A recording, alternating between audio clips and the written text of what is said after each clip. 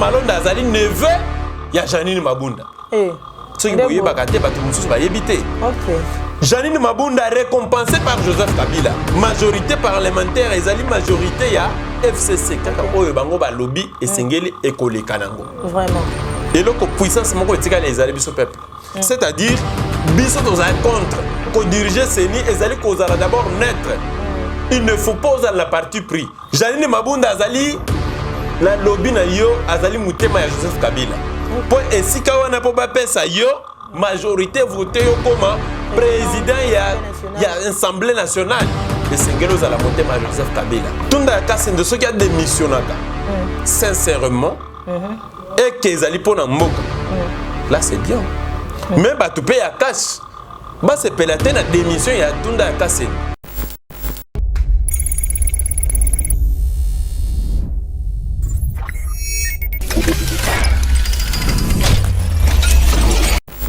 Mbote na balandinyo so balandaka yeba TV de partout dans le monde bipa yo ape vraiment bozwa kabiso na kati émission na éco politique ou memela kabino toujours ba actualité politique ya République démocratique du Congo lelo tozana ba sujet ebele tokolobela na kati émission na biso notamment le 23 juillet baninga na biso bazali ba mouvement citoyen ba kosala bongo sit-in devant le ministère de l'urbanisme pour na ko exiger est-ce que mboka na biso ya République démocratique du Congo bande ko na biso toza ko bengaka ba locataire ba na ko futa bongo ba loyer na franc congolais et aussi tokolobela pe déplacement il y a le chef de l'État Félix Tshisekedi ou azali bongo na ngambu ya Brazzaville ils ont vraiment parmi ba sujets auto ko aborder les lots et enfin to ko aborder quelques sujets d'actualité où ezali bongo ko sala dinga na kati ya mboka na biso Congo parmi ba sujets wana nyonso to yembeli bino mwana mboka le coordonnateur il y a mouvement citoyen mwana mboka kombo na ebongo Delorme Mposhi na ye vraiment to ko meka la sur Bassigé Oyo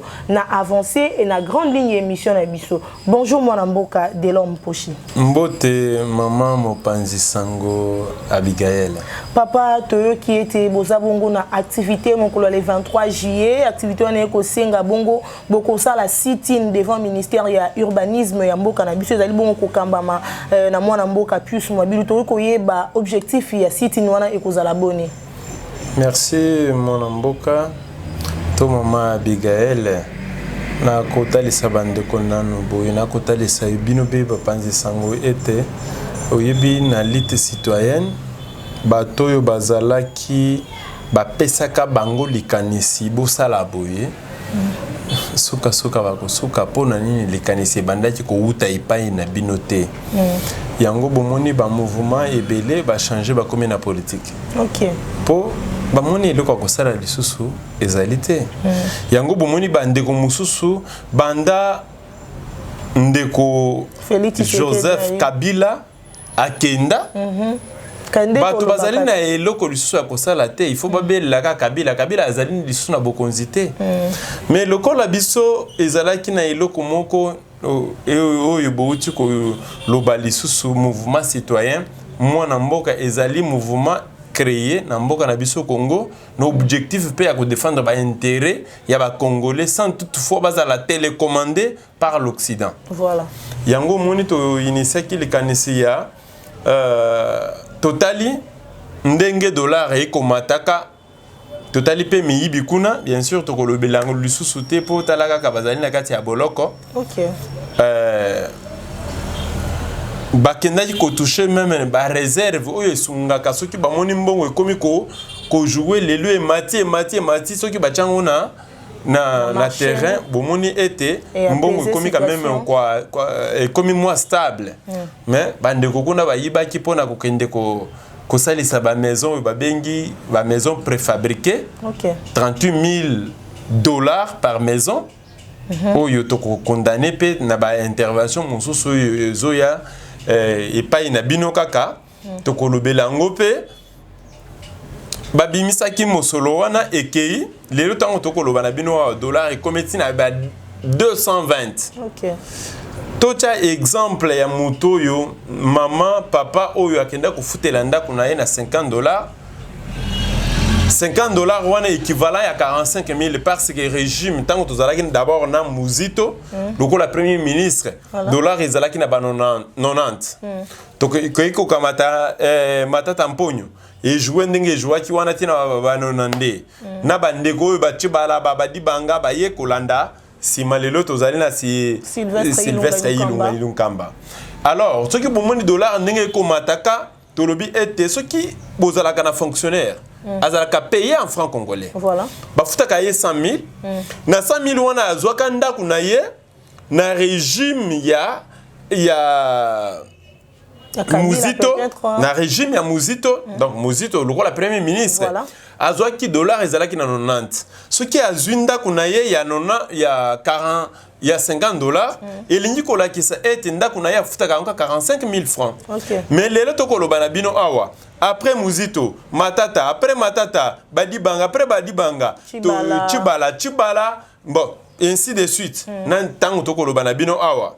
Alors ce qui botali dollars est commis na 220. Okay. Na 220, ndako bandaki au fouté là, na 45 000 francs, pas 50 dollars, qui est équivalent à 45 000 francs. Voilà. Ah, si on ndako wane est commis équivalent à 110 000 francs. Yépe na musala na ye, lokola musala bandeko mususu, ba fonctionnaire, ba policier, ba fonctionnaire de l'État, bandeko mususu, ba enseignant, ba tuo, ba salaka contrat, bisika, ba futaka na franc congolais, ba futaka 100 000 francs. Awa na 100 000 tango azoka ndako na ye na 45 000 francs. Na 45 000 francs, c'est-à-dire ceux qui ont kamati 45 000 équivalent à 50 dollars à fouti. Atikali na 55 000. Na 55 000 akoki ko chama provision, akoki ko somba moi chemise na ye, mais tango toko lo banabino awa dollar est commun à 220.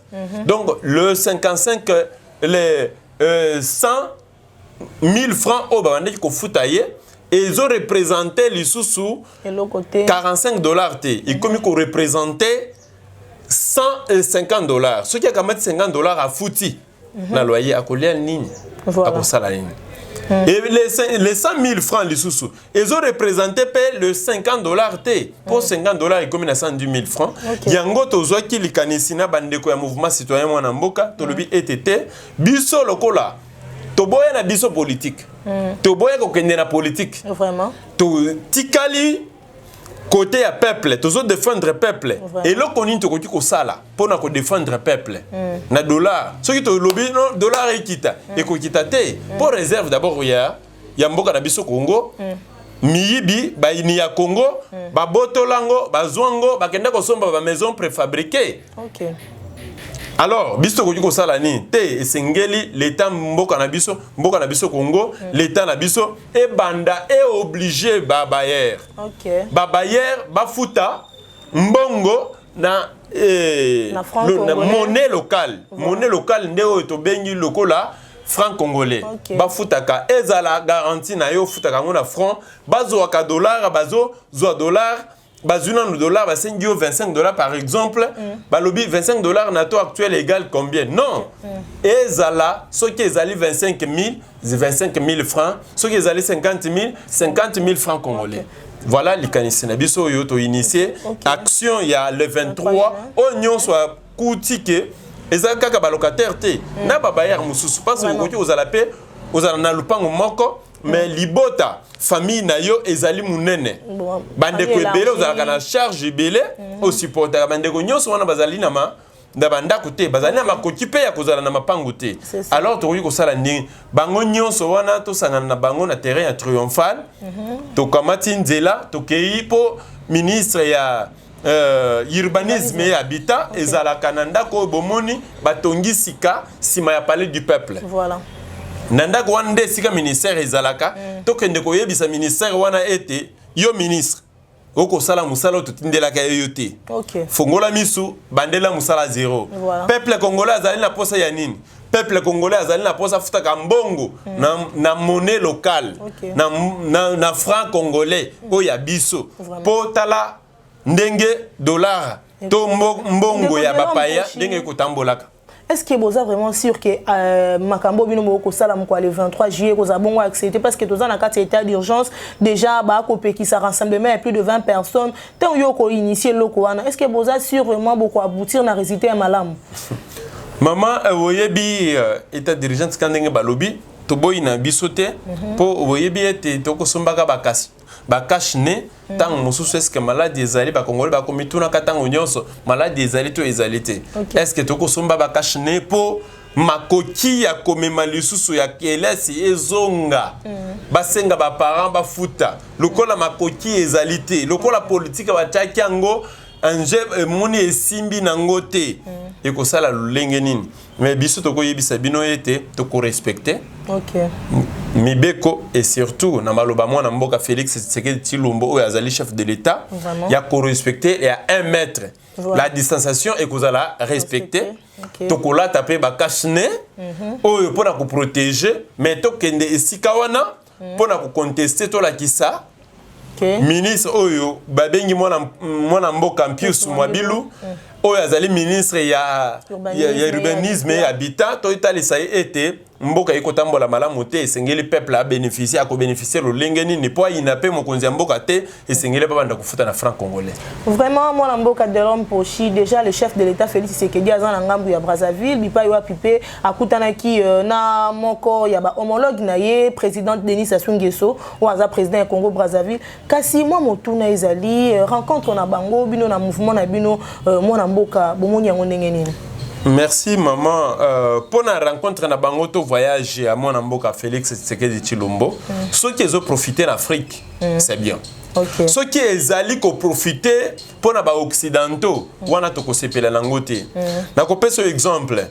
Bato yo bempoza Sassou azala esika wana ezali ba occidentaux. Lokola carburant, ceux qui Sassou ba yebisie pesa 95% ya carburant, même Congo Brazzaville tika la désert, mais ba occidentaux ba bénéficier ya ko pesa, mais atika na tapis rouge na ye. Oyo biso en tant que mouvement citoyen mona mboka. En même temps tozali ba para-africaniste. Yango oyo ki même combo ya dénomination ya mouvement citoyen et qui na lopoto te et qui na mouvement citoyen na monoko ya mboka na biso Congo on a babengi lingala mwana mboka c'est-à-dire to lukaka to zala ba autonome lokola Afrique mokolo kozala autonome to kozala pe na changement ceux qui ba kei ko négocier na compte ya ning eloko nini na koki ko sala Félix atuna mutuna na Sassou eloko nini na koki ko sala pona zala enfant chéri ya Occident wana to kozala contre yi ceux qui pe akei na ba négociation pona ko garder d'abord l'africanisme a imité esprit ya Kimbangu a imité esprit ya Lumumba esprit ya Etienne Tshisekedi esprit donc ya ba africaniste nyonso ba kenda na mabele na compte ya Afrique wana to ko betela ngo mabuku mais ceux qui accueilli ko copier expérience soit accueilli ko luka négociation na bandeko yo to bengi ba occidentaux pour asala nyonso pour se maintenir au pouvoir wana to kozala na ye d'accord te et puis to kotikela epé ngonga wana te vraiment mwana mboka siko par rapport ya maloba chef de l'état Félix Tshisekedi nenga loba ki ke aza prêté pour na corrompre ko sala bongo rupture na coalition FCC Kashio au jugé en ndenge nini. Merci mwana mboka na ko talisa yo mama boye ceux qui ezali na intérêt à peuple congolais wana nous sommes d'accord ceux qui ezali na intérêt privé wana ndete ko boya vraiment to ko pesa exemple muke non ceux qui ont meki ko kabwana na biso lobi ko sala lisusu na pouvoir te wana donc comme ko sala lango na donc na ko banga moko boye soit aya ko kufa pamba soit ba intérêt na ye et kozala lisusu te wana à ce moment là to kozala nango d'accord te ceux qui to ko bango azui ezali na conscience na ye azali pour la ko travailler na bandeko de sorte que parce que bato nyonso to koloba na bino wana bato FCC bandeko mususu bazo monango bien sûr ba monaki biso na marche ba nini belé bazo kanisa ete baza ba ennemi non ils sont aussi des Congolais et sengel toyoka bango vraiment toyoka bango toyoka pe posa na bango mwana mboka Félix Tshisekedi Tshilombo je me souviens bien na Paris alobaki ete makambo to bandaki kukanisa oye tango tozalaki libanda ya pouvoir na oyo tokuti et eza biloko mosusu ekeseni. Soit c'est la même chose aussi, soit ezali na bato oyo tokanisaki baza ba démon, nzoka babundaka mais lokola baza imposé par l'Occident. OK. Par l'Occident, bon, kiko sala nango eloko te, c'est-à-dire biso na mokuse na biso, soki mwana mboka Félix Tshisekedi Tshilombo amoni ete na likanisi wana akoki kosala yango ezali nango bien pour intérêt ya mboka na biso Congo, tout ça d'accord. Mais pour intérêt ya peuple, pour intérêt ya un individu, wana tokozala nango d'accord te. Tozaka na kati ya ligne wana pona makambo matali coalition FCC Cash to moni bande connexion ya Ligue de Jeunes ya PPRD ba ko senga ke coalition FCC Cash ba travailler malamu pona lelo mboka na biso kende kokende ekende liboso yoko komona yango ndeni parce que belé ba kansaka ke na ngambo ya PPRD bande ko baza lokola ba démon bande ko baza lokola ba tumoko oyo basala ki tellement mboka mabe pendant 18 ans kasi na likanisio bango ba bimisi pona ko encourager coalition FCC Cash na kati ya mboka ici la kosala malamu yo. Merci maman, na kotali Sabino Boye. D'abord, vous voyez difficulté tout na mungo na mboka na biso Congo ezanini. Vous même mutu eza batu musu ba bimaka ba danger. Akobi ma danger na kofinga. OK. Akobi ma danger na buzoba moko boye. Azuka ka mibambina na mai ya salité abino na danger. Wande batu to sepela kana bango. Na ko pesa exemple pona ni na lobi bungu. To se retrouva ki na 2017. OK. Bah, il faut présenter une machine à voter. 2018, machine yango évoque une élection. Bah, tu es belé, tu es na bango. Pour nani balobi, machine à voter te. OK. Non. Ata yeso abimi akiti les lorons. Na misabe ape. Donc, akobien, okoki ko gagner élection te. La machine à voter. La machine à voter. Biso pe na mouvement citoyen mo na mboko tolobi ete to sala analyse na biso parce qu'il ne faut pas et loko to bengi analyse, il ne faut pas ça la copier coller. Non. Sala pe na ndenge na yo, soki ya yo ezali malamu. OK, ba to ba pesa ngo, bu féliciter ngo pe. Tolobi te pona Kabila ndeko Kabila kende. Atika pouvoir. OK. Eza la machine à voter, eza la machine à voter te ton dimi élection.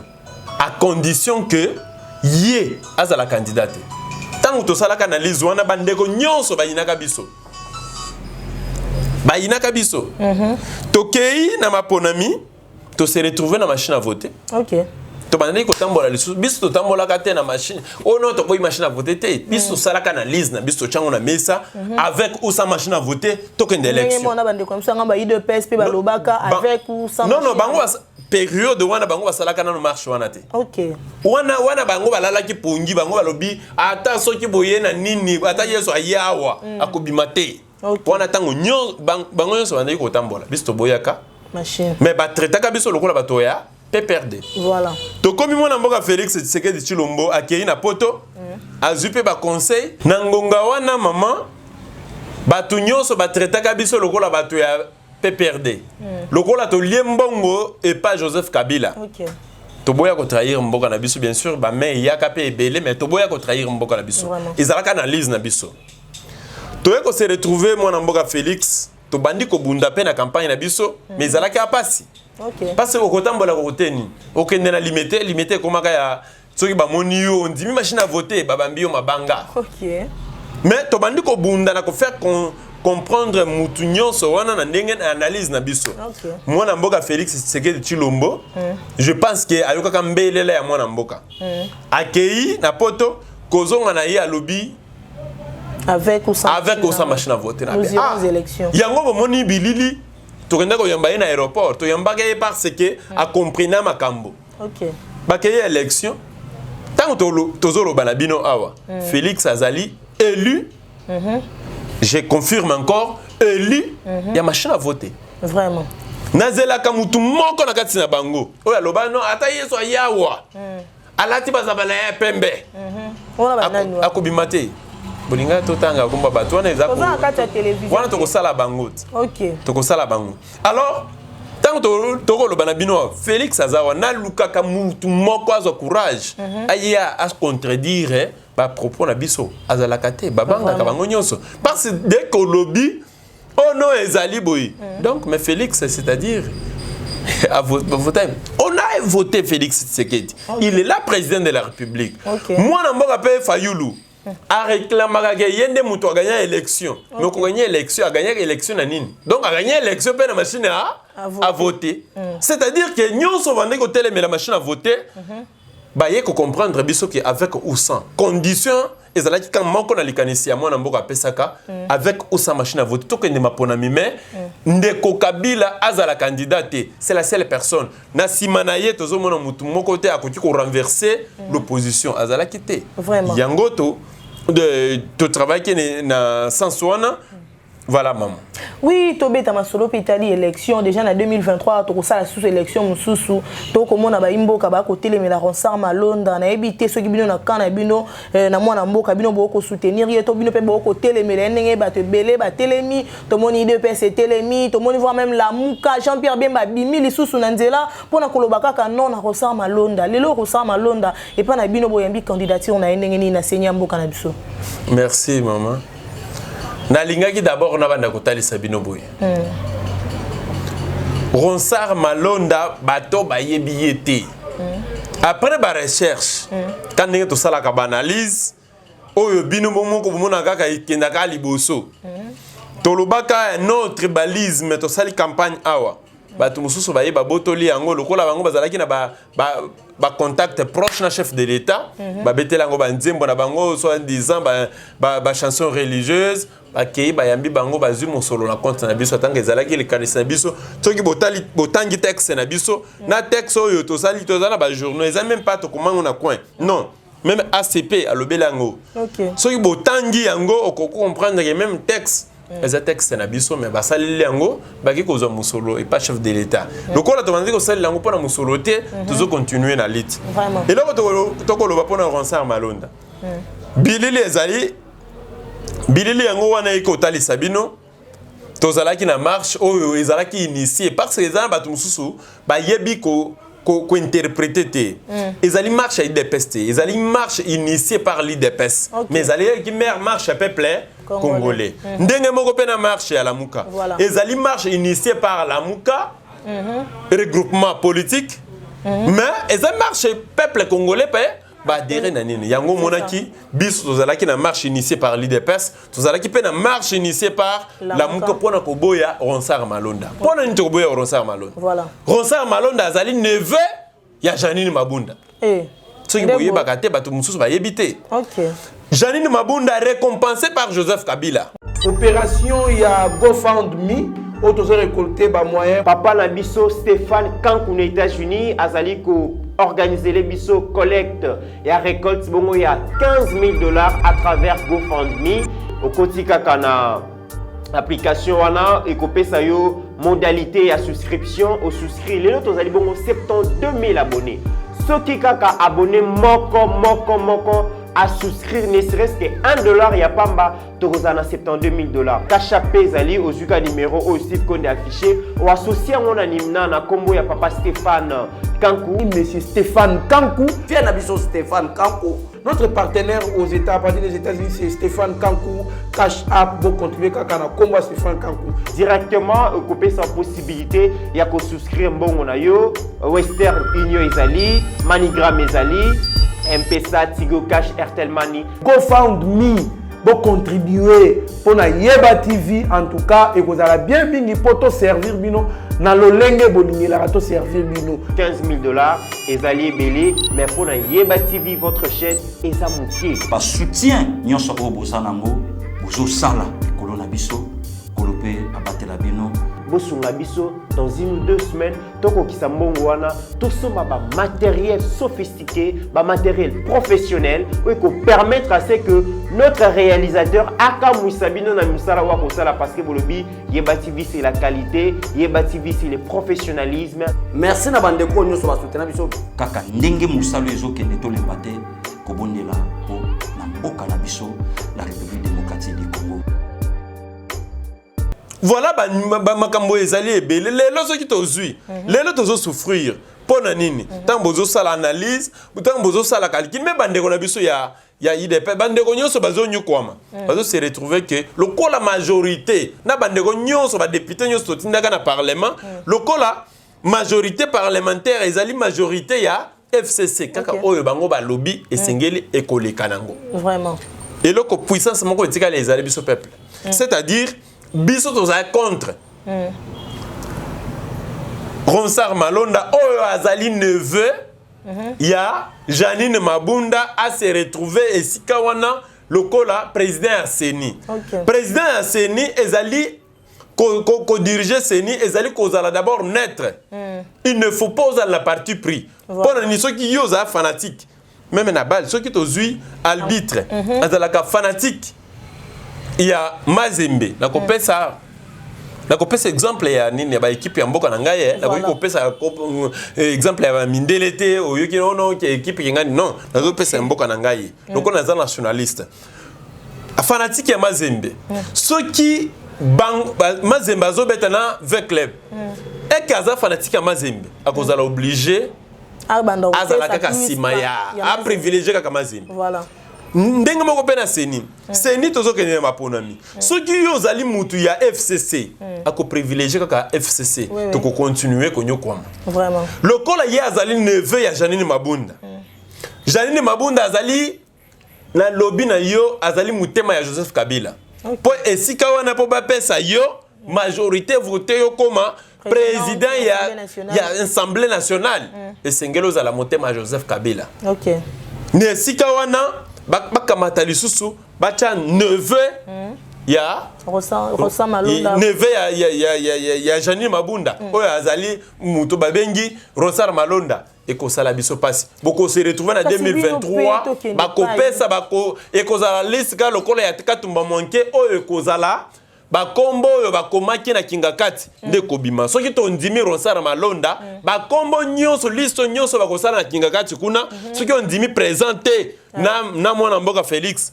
soki atosi pe oyo bakoyebisa yekuna te na 2023 kobima te yango moni tozotelemela Ronsard Malonda boza la candidate boko loba mingi balobi kasi pourquoi bino boko tia Ronsard Malonda pandi likolo ambandi de moi ki na ngambu na bino boza pe na mutu moko te oyo koyiko yazala comme azala lokola ko contredire ye pe Ronsard Malonda comme candidat na bino non d'abord selon la constitution et singeri tozo mutu ici il y a société civile voilà ngana za mutu société civile parce que le mouvement citoyen est la branche de la société civile.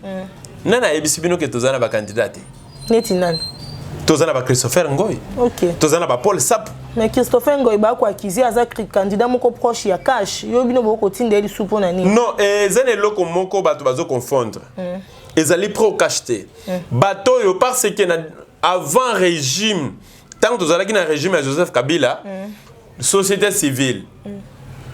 Opposition, bisognos to sanganaka to komaka forcément ko. OK. To bandé côté les mérite to bundisa pouvoir en place. Voilà. Ezali ndenge moko pe ba omoni ba kotali ba koloba ete et Christopher Ngoy azali pro cash. Non, c'est juste que aza société civile mais to sanganaka mutu nyonso bandé ko yana mayele na ye.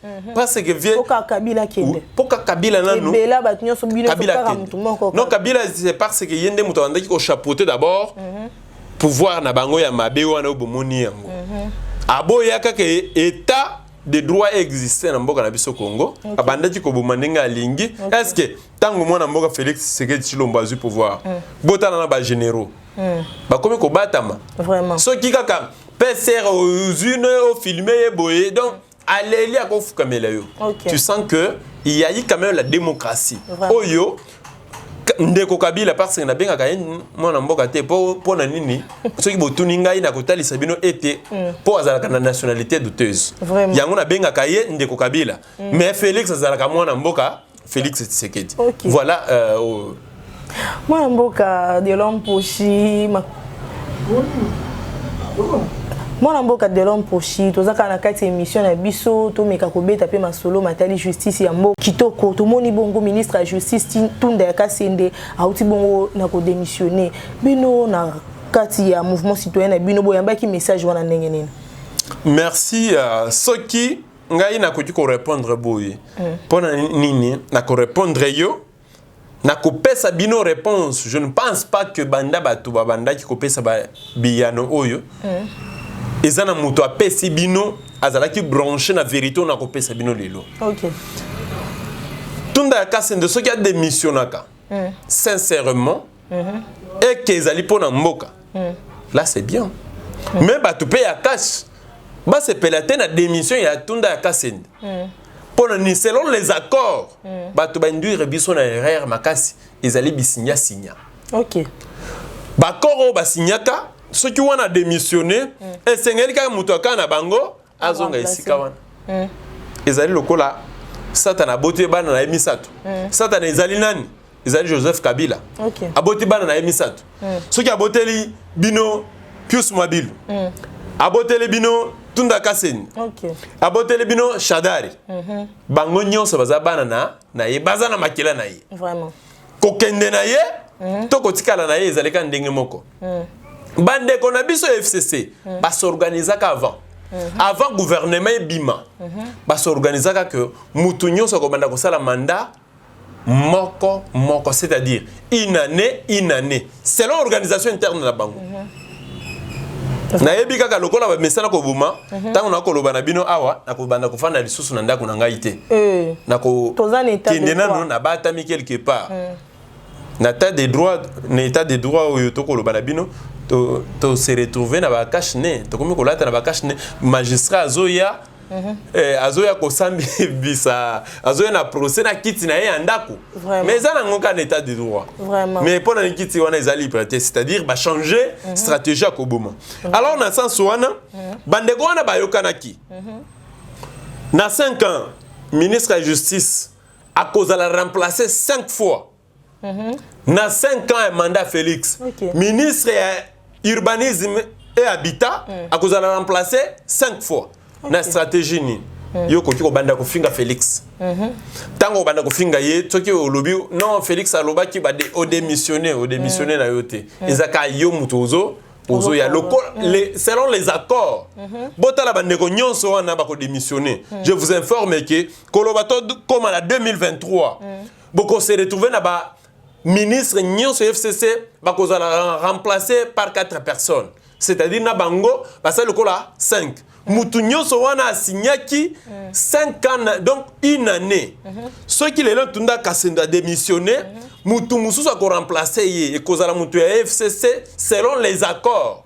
Na minute oyo manda wana ezongi na FCC. Yango na kolunga na fongola parenthèse muke Nathalie Sebino makambo ya UDPS. OK. Vice-président et Assemblée nationale. Premier vice Jean-Marc. Oh to bengi Jean-Marc Kabunda. Lelo a démissionné. Azali lisusu te mba. Azate. Mais place wana eza vide. Tango ezali esika wana mutu mususu a remplacé te en d'autres termes, c'est-à-dire c'est l'FCC qui chapeaute. Vraiment. Pour nani boko tiko bundate, ezala remplacer le plus tôt possible. Ba tchebino na distraction. OK. Bomoni lelo kaka marche. Ya Ronsard Malonda, to sala boye, o Kingani, o ba finga ki Félix. Mais nyonso wana eza stratégie. Po boko ko zo lisusu kiti na bino wana te. Po nani boko ki ko luka lo stratégie wana te.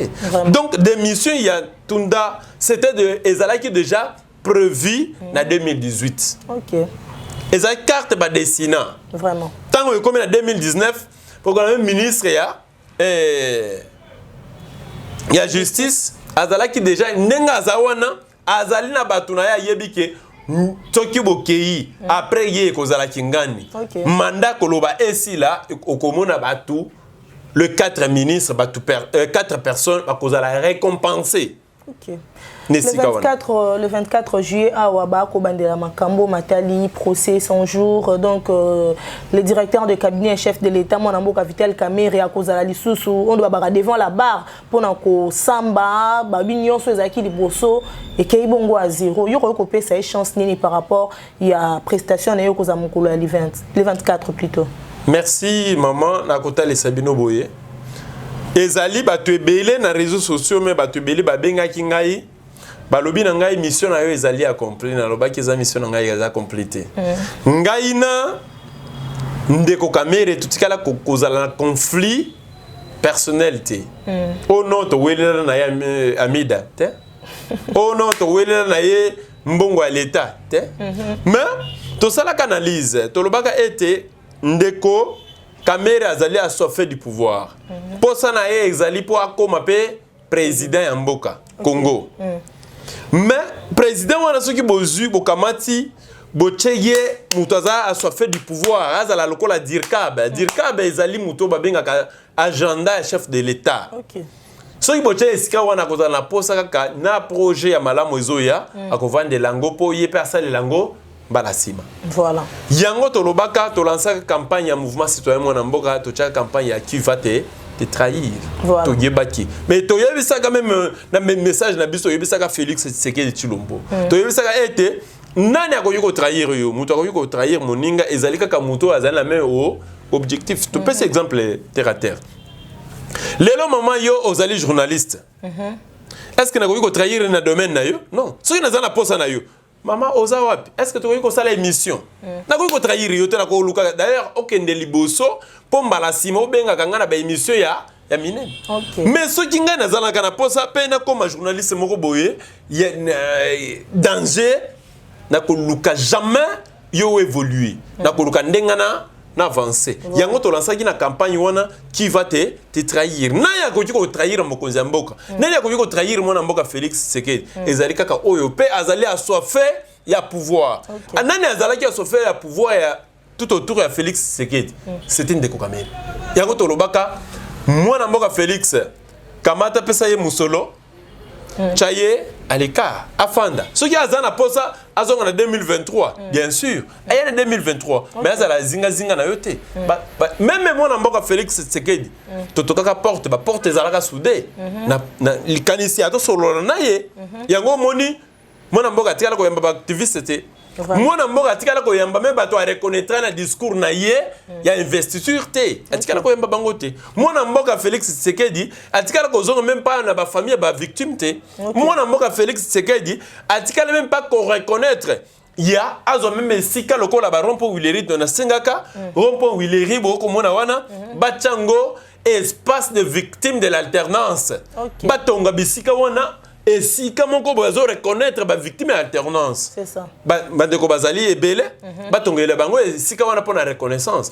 Mais ba bloquer la biso ba porte nyonso wana pona nini et si la projet ya bandeko bazali à se faire pouvoir. Mais lelo to songi awa ba y comprendre on a ciment que caméra oyo yango azo salanga boye. Ce qui pona 2023 ngana zalaki na posa na lift na biso to zalaki na posa ya caméra zala mokangamite.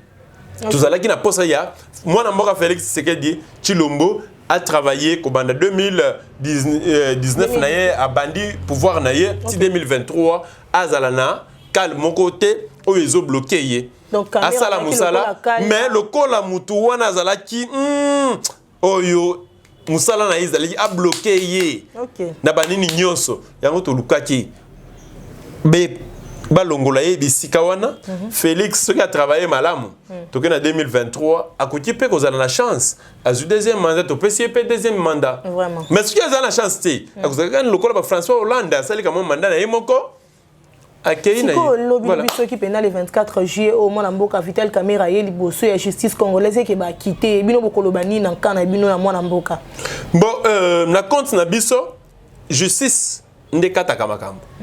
Justice qui a trouvé que Aza innocent. Batiki. Toko boyata. Toko sepele na biso to moni oh Aza mona mboka c'est justice.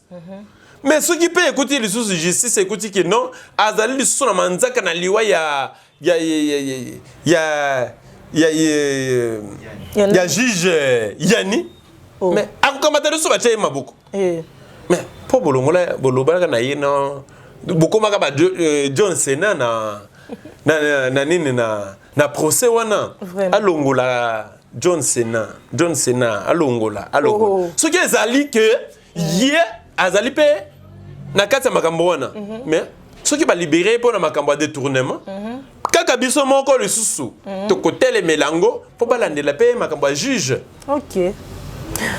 Voilà, et merci. Tokomi kokene déjà na suka émission na biso mona mboka de l'homme pochi peut-être message na suka pour to boucler émission na lelo. Message na biso ya suka o tozali nango mokolo lelo ezali ya kosenga peuple congolais bakino nyonso to sangana mokolo ya le 23 juillet na terrain triomphal toya na libanga te, toya na licheti te, toya kaka na papier kofinga pe te, kosumbela pe ba photo ya batu te, tozoya pe na ba cache ne na biso, to respecter lisusu distanciation, c'est-à-dire 1 mètre ndenge tokotambola, toye na ba cache ne pona komibatela, pas seulement pour le coronavirus. Makambo pe ya John Sena, il faut to mi battre la bande konangai. Alors, to tambola ti siti na biso e kozala liboso ya ministère ya urbanisme et habitat. Ministère ya urbanisme et habitat ezalaka wapi? Bomoni ndako batongi sika e kokani na parler du peuple. Ezali si ma parler du peuple. E kangami na musée national. Mundako wana jaune ndendako babengi nde bisika ministère ba ministère ezana ngo ebele na kati kuna ya commerce extérieur ba ministère ebele yango pe ezalaka na kati kuna totele mesika wana tolakisa ba carton na biso tolobika katoliki ko futa ndako tokomi na ba carton na biso tolingi ko futa ndako na monnaie local tolingi ko futa ndako na monnaie local pour la stabilité ya ba loyer na biso tolelaka na bandako te ba papa oyope bandeko nyonso bazali bande ya mboka boyo kabiso malamu message na biso ezali ya to banda kufuta bandako na biso na monnaie locale na franc congolais to komanda kufuta kana ndako bapaya to sepelaka na bandeko mususu bazalaka na mboka mipaya neti ba Angola ba Congo Brazza ba mboka ebele bele bafutaka na bafutaka ndako na ba mbongo ya mboka na bango moko pona ni biso pete yango démarche na biso wana ya mbaloyo ezali à côté lemela mutu kingani ya institution kingani te mais ya mbaloyo na bana na ye na bakoko na ye bango nyonso bino nyonso boya voter lemela même bandeko pe ya Joseph Kabila bandeko pe ya mwana mboka Félix Tshisekedi Tshilombo o bafutelaka boya na botambola biso elongo biso nyonso zali ba congolais tokende tamaka ti liboso ya ministère ya urbanisme et habitat. Message na biso ya suka yango. Ça n'est fini pour aujourd'hui. Merci na bato nyonso balanda Kayeba TV. Merci vraiment na ndeko na biso Delorme Mposhi ndenga ndima ki invitation na mon kona lelo. Merci à toi Meshak Ochudi derrière la caméra, Steve Konde pour la réalisation et puis équipe technique Mumba Yeba TV bambote na bino bo s'abonner na Yeba TV na ba o vraiment bo aura tant bon pour partager ba vidéo na biso bo partager toujours ba vidéo na biso ce qui est sa zone en tout cas ngana bino to monani na mikolo mikoya.